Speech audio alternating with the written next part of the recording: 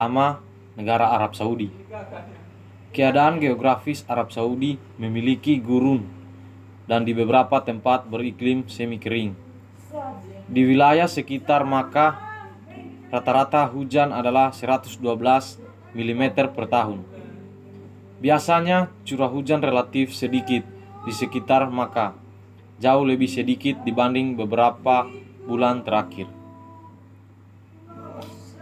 Ada beberapa nilai kultural dan sosial di Arab Saudi, antara lain budaya mujamalah atau basa-basi. Keras bukan berarti marah. Ekspresi bahasa tubuh orang Arab antara budaya Arab dan Islam. Bergandengan tangan dengan teman lelaki itu aib. Berkendara di sebelah kanan wanita adalah privasi.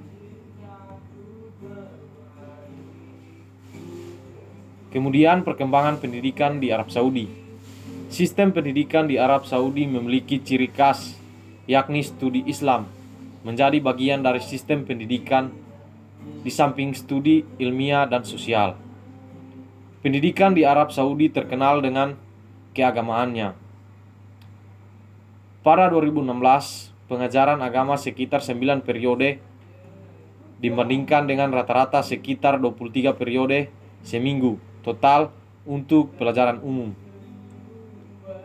Pendidikan di wilayah Arab mulai berkembang setelah berdirinya dinasti Umayyah yang mulai merancang sistem pendidikan formal dan dikembangkan oleh dinasti-dinasti setelahnya. Pendidikan di wilayah Timur Tengah terkenal dengan pendidikan yang agamis. Hal ini dikarenakan Islam lahir di Jazirah Arab dan pertama kali disebarkan di sana. Baik teman-teman, selanjutnya kita akan membahas tentang negara Irak. Irak terletak di antara garis lintang 29 derajat dan 38 derajat dan garis bujur 39 derajat dan 49 derajat. Wilayahnya memiliki luas 437.072 km. Negara Irak ini termasuk dalam negara Asia Barat, negara ke-58 terbesar di dunia. Secara geografis, Irak berbatasan dengan sisi timur negara Iran, sisi selatan negara Kuwait dan Arab Saudi, sisi barat negara Yordania, sisi laut negara Suriah, dan sisi utara negara Turki. Secara budaya juga, Irak memiliki warisan yang sangat panjang dan kaya. Negara ini terkenal karena para penyairnya dan pelukis serta pematungnya termasuk yang terbaik di dunia Arab. Beberapa di antaranya berkelas dunia bahasa Yunani. Bahkan Irak menjadi daratan pertama tempat lahirnya peradaban pertama di dunia dengan budaya Sumeria, Akkadia, Babilonia, dan Asyur yang berhasil menyebar ke beberapa daerah sekitar pada tahun 5000 sebelum Masehi. Nilai sosial negara Irak. Secara historis, Irak dikenal sebagai Mesopotamia, yang secara harafiah berarti di antara dua sungai dalam bahasa Yunani. Tanah ini menjadi tempat kelahiran peradaban pertama dunia yang dikenal sebagai Sumeria, diikuti dengan budaya Akkadia, Babilonia, dan Ansyur, yang pengaruhnya meluas ke daerah-daerah tetangganya sejak sekitar 5000 sampai Masehi. Perkembangan pendidikan di negara Irak. Pemerintah Irak berusaha keras untuk memberantas buta aksara yang hingga kini masih mencapai angka sangat tinggi, yaitu 54% dari seluruh penduduk berusia 15 tahun ke atas. Pada tahun 1985 sampai 1986 terdapat 8.000 lebih sekolah dasar, 2.000 lebih sekolah lanjutan, dan 200 lebih sekolah kejuruan. Dalam jangka waktu itu, murid sekolah dasar berjumlah sekitar 2.816.000, sekolah lanjutan 1.038.000 orang, dan sekolah kejuruan 152.000 orang. Negara Yaman. Yaman berada di Asia Barat. Negara ini berada di bagian selatan Semenanjung Arab.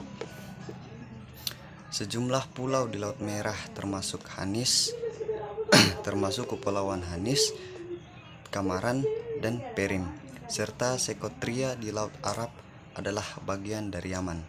Nah, untuk kondisi demografis di Yaman itu, yang pertama, penduduk Yaman diperkirakan berjumlah sekitaran 2,3 juta jiwa. Luas negara ini sekitaran 530 km dan wilayahnya meliputi lebih dari 200 kepulauan. Untuk kondisi demografis yang kedua, yakni pada zaman dahulu Yaman adalah rumah bagi kaum Sabah, sebuah negara perdagangan